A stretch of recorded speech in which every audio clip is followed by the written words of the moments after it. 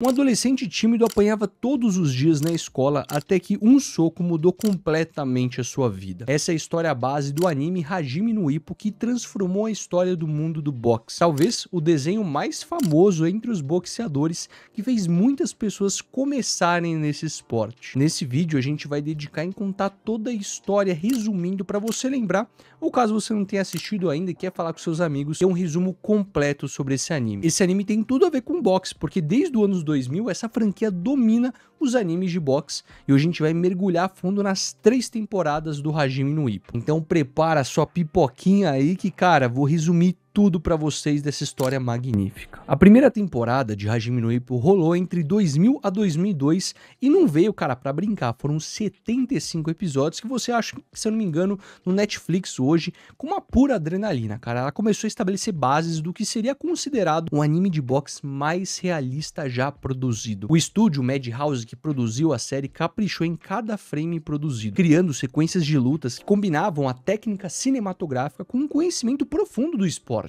A transformação de Ippo de um garoto intimidado para um lutador profissional não aconteceu da noite para o dia. A temporada ela prepara e dedica os primeiros episódios apenas para mostrar o treinamento brutal do brutal ginásio Kamagawa. Eu vou pronunciar umas coisas erradas aqui, mas você pega leve comigo, tá?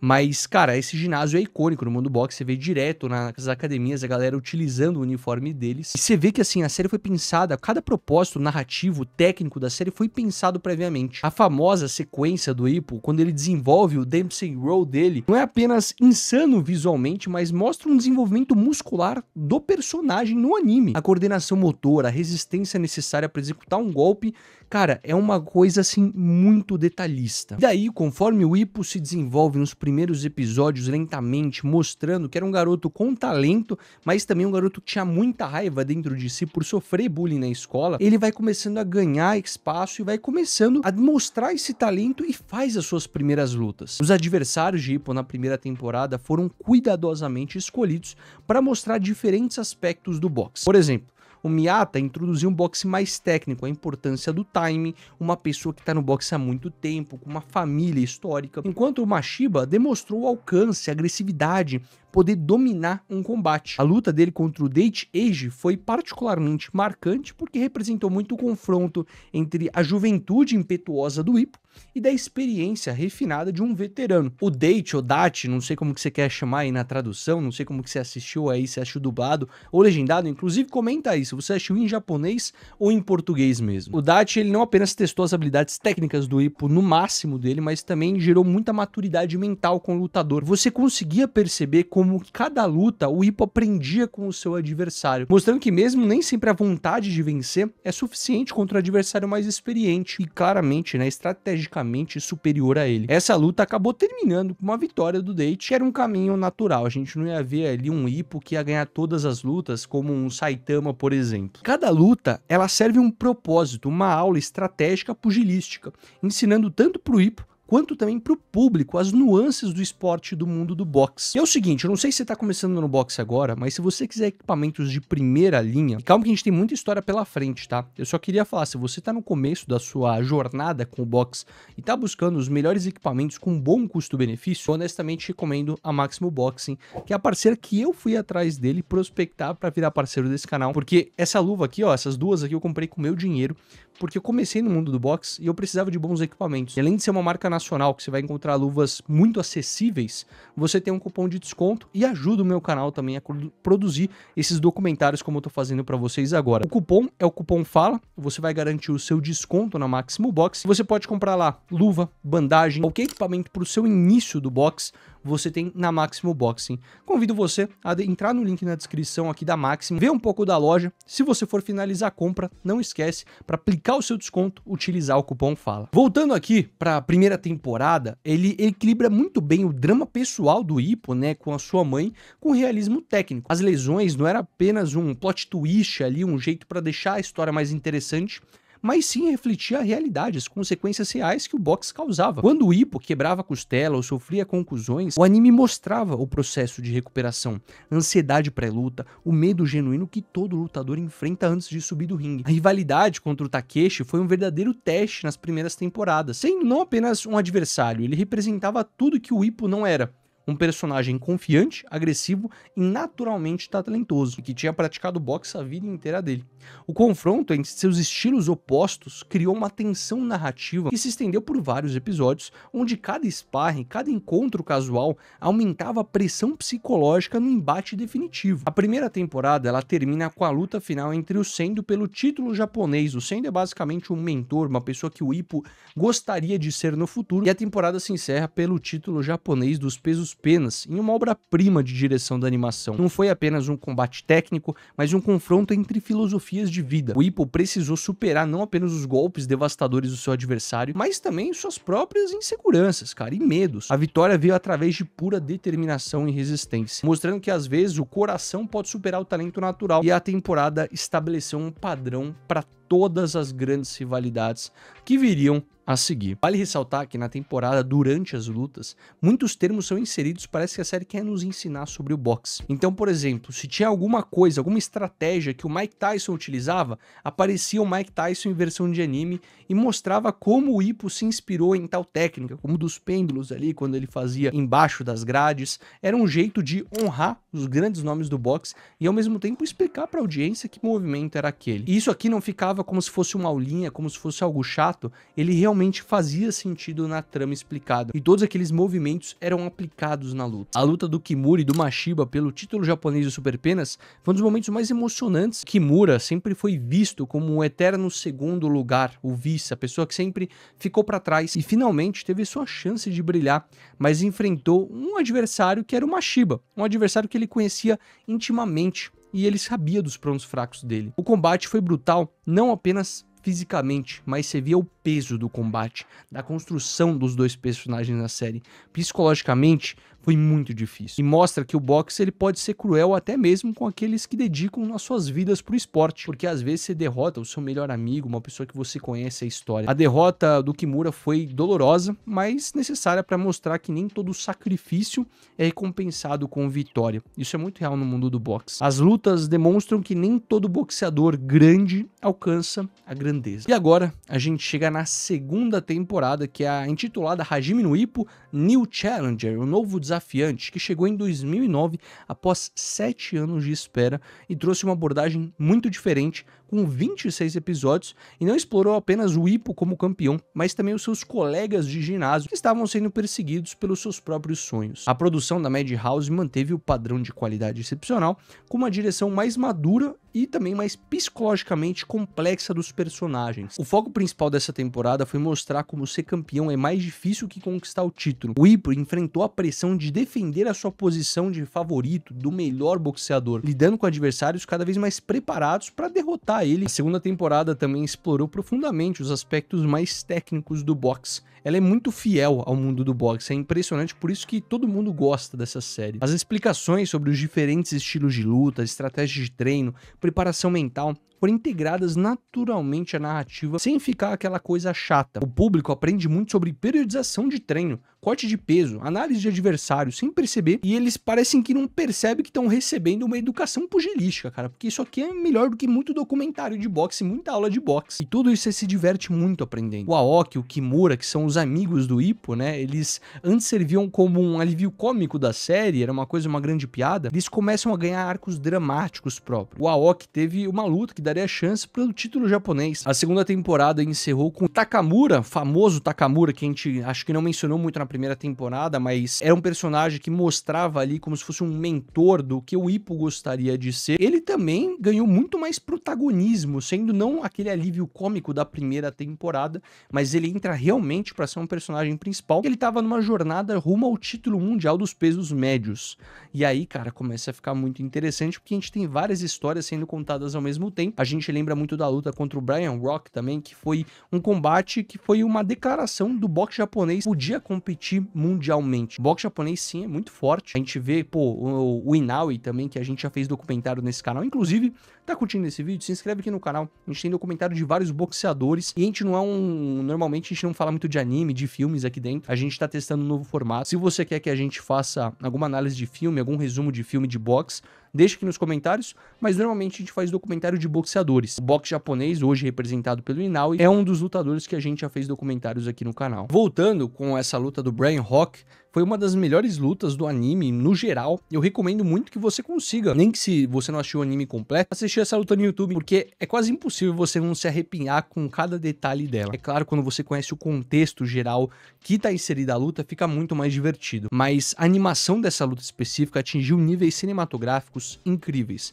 com cada movimento do Takamura sendo uma aula de como um lutador mais experiente domina psicologicamente o seu oponente. O Takamura é meio que um bom trash talker, né? Ele fala muito do adversário, provoca bastante, e no final de tudo, a luta terminou com o Takamura conquistando o título mundial depois de uma luta brutal. Esse final estabeleceu as bases dos desenvolvimentos futuros, mostrando que havia ainda muito a explorar na jornada pugilística de todos os personagens. A terceira temporada é intitulada como Hajime no Ippo Rising, ou Crescendo, e foi de 2013. E trouxe uma abordagem mais sombria, psicologicamente mais complexa também. Menos episódios, 25 episódios, que explorou territórios mais emocionais do que as temporadas anteriores, que focou muito na motivação, muito na técnica, muito no boxe. Então ele mergulhou mais a fundo no lado obscuro, do lado profissional do boxe e as consequências para a mente dos lutadores. Teve uma luta do Ippo contra o Shimabukuro, pô, uns nomes complicadíssimo, tá? Mas você vai lembrar dele, que é uma defesa do título brutal e, cara, muito reveladora. O Shimabukuro trouxe um estilo primitivo das ilhas, lutando com instinto animal, um cara que, mano, poder de nocaute, desafiou completamente a técnica refinada que o Ippo desenvolveu ao longo das temporadas. O combate foi uma guerra, um atrito onde o Ippo precisou superar não apenas os golpes poderosos de um estilo brutal de boxe, mas também a mentalidade selvagem de um adversário que, cara, parece que tinha prazer de sofredor. Era bizarro. Já lutou com alguém na academia de boxe? Que o cara, mano, ele dava a cara pra se bater e o cara não sentia dor. Ele sorria quando você batia na cara dele. Tem umas pessoas que têm um pouco desse instinto, né? E você meio que fica, cara, o que que eu faço agora? Eu tô socando o cara não sente dor, mano. Não tem como ganhar essa luta. Então, assim, a vitória do Ippo que aconteceu custou bastante caro fisicamente pra ele, que começou a estabelecer um tom sombrio pra temporada. E também teve o sonho adiado entre o Ippo e o Miyata, que voltou a frustrar os fãs quando as circunstâncias novamente impediram um confronto épico que todo mundo estava esperando. O grande conflito, né, da série do Miyata, né, que estava muito mais forte nessa temporada tecnicamente, representava o teste definitivo para comprovar que o Ito era o melhor. Mas, cara, é uma rivalidade que a gente sempre ficava, caramba, o Miyata é muito foda, mas eu também gosto muito do Ippo. E aí você fica nessa questão, porque os dois você entende de onde vem a bagagem desses dois personagens que estão se desafiando desde as primeiras temporadas. Mas, cara, sempre ali foi uma questão do peso, de bater peso, o timing da luta conspirava contra a realização da luta e começou a gerar uma frustração narrativa, que começou a criar uma tensão emocional que permeou toda a temporada, mostrando que nem todos os sonhos se concretizam no momento ideal. Quantas lutas, que seria a luta do século, a melhor luta de todos os tempos, foi adiada por alguma eventualidade, por não bater peso, alguém ficar doente, não conseguir ter se preparado, não chegou num acordo financeiro. Isso é uma realidade do mundo do boxe. O passado também da academia Kamigawa ganhou profundidade emocional através de flashbacks bem reveladores. Então começou a mostrar takes antigos que mostravam os primórdios da academia, a juventude de um boxeador frustrado, seus sonhos despedaçados, como ele canalizou tudo isso através do seu treinamento. Então, assim, toda essa pegada por trás do treinador, do Kamigawa, foram momentos que levou mais atenção da série, deixou ela mais emocional. Não era necessariamente um informativo, né, como era anteriormente, mas muito essencial para entender a filosofia que moldou o Ippo, revelando que todo grande treinador carrega a cicatriz que influencia os lados e conselhos dados. Cara, não sei se você teve a oportunidade de conversar com seu treinador na sua academia de boxe. Eu tive a oportunidade de conversar com os maiores treinadores do Brasil, já fiz documentários com o Paco Garcia, com o Matheus Alves, com o Luiz Dória. Cara, no Brasil conversei com muitos e é muito interessante ver as dores que eles sentiram, as cicatrizes, as marcas, as conquistas que moldaram esses profissionais. E é legal trazer essa vertente pra dentro da série também. Os flashbacks, né, que revelaram essa juventude de Kamigawa como um boxeador promissor que lutava do lado do seu melhor amigo, que se eu não me engano era o Nekota Ginpachi, uma coisa assim. Juntos eles enfrentavam boxeadores americanos no pós-guerra, que já envolvia ali a época do Japão contra os Estados Unidos, que era uma época que o Japão buscava se reerguer através do esporte e botar uma supremacia através do boxe. A luta mais marcante desses flashbacks foi contra o Ralph Anderson, onde o Kamigawa demonstrou a técnica impecável, apurada, mas também as suas limitações físicas se tornaram bastante evidentes. A amizade, que eu falei com o melhor amigo dele, o Nekota, foi testada pela rivalidade saudável e a paixão compartilhada pelo boxe, mostrando que com esses dois laços forjados no ringue, transcenderam décadas e moldaram a filosofia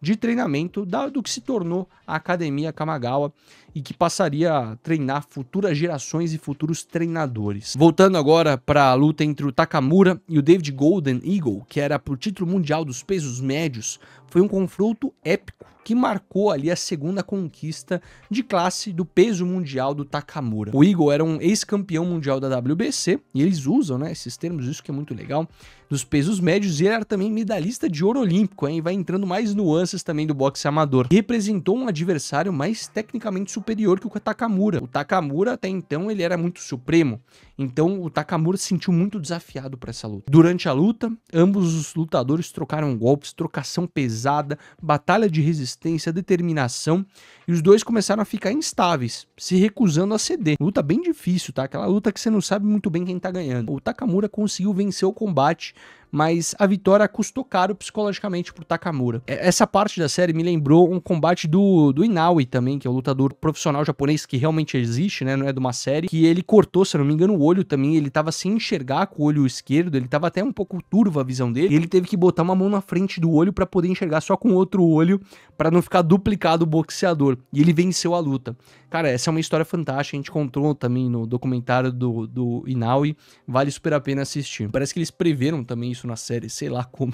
É tipo, o Ippo é meio que os Simpsons do boxe, né? Bizarro, eles preveem o futuro. Mas enfim, aí a gente volta pra jornada do Ippo, do personagem principal. A luta contra o Sayamura Highway, pô, tem uns nomes também complicadíssimo, né? Demonstrou muito dessa complexidade. Forçou o Ippo, antes de lutar, a criar um novo estilo de Dempsey Roll, que é o movimento clássico da série, pra ganhar do adversário. Mas isso quase que não funcionou. Foi uma luta bem acirrada e no final o Ippo ganhou, mas com muita dificuldade, mostrando uma adaptação do Dempsey Roll. Apesar da narrativa, as pancadas acumuladas, pressão constante, os sinais de deteriorização mental que ele tinha, a criação também de um dilema genuíno sobre de continuar ou não lutando, a temporada terminou não com glória, mas com questões mais existenciais sobre o preço do sucesso no boxe. A temporada 3, Rising, crescendo, estabeleceu um reconhecimento de limitações, não é uma fraqueza necessariamente, mas uma sabedoria,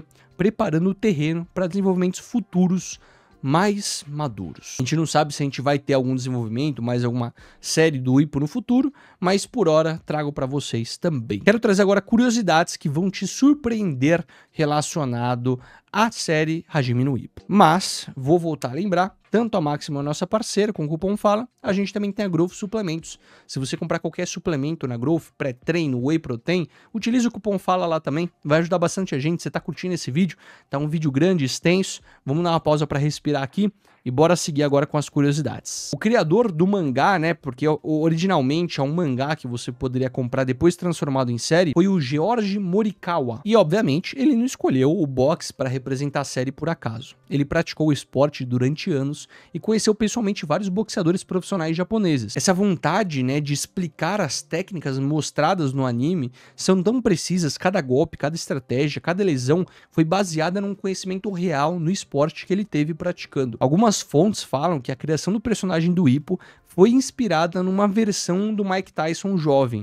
Assim, é meio lenda isso aqui, mas a gente poderia ver, mas tem muitas diferenças. A gente fez o documentário do Mike Tyson também, tipo, a realidade que o Tyson cresceu é completamente diferente. Mas a gente tá falando aqui da parte da timidez fora do ringue, que o Tyson é muito tímido, e a brutalidade dentro do ringue. Já o golpe mais famoso, né, o estilo mais famoso do Ippo, que é o Dempsey Roll, é uma adaptação do movimento real usado pelo Jack Dempsey, que é um boxeador real, mas o Morikawa adicionou elementos únicos para tornar eles mais espetacularmente visíveis, sem perder a base técnica do movimento original. Agora, o estúdio que produziu a série é o estúdio Madhouse, que a gente mencionou aqui durante a série algumas vezes. Eles contrataram consultores de boxe reais para supervisionar as sequências de luta. Esses profissionais não eram para verificar a precisão técnica, mas também ajudava a criar as coreografias que fossem tanto realistas quanto dramaticamente efetivas. Então, as sequências, os movimentos que eles faziam eram todos pensados em ataque e contra-ataque. Alguns movimentos foram baseados em lutas reais, famosas, adaptados para se encaixar na narrativa. E um detalhe fascinante é que as lutas do anime seguem as regras oficiais do boxe japonês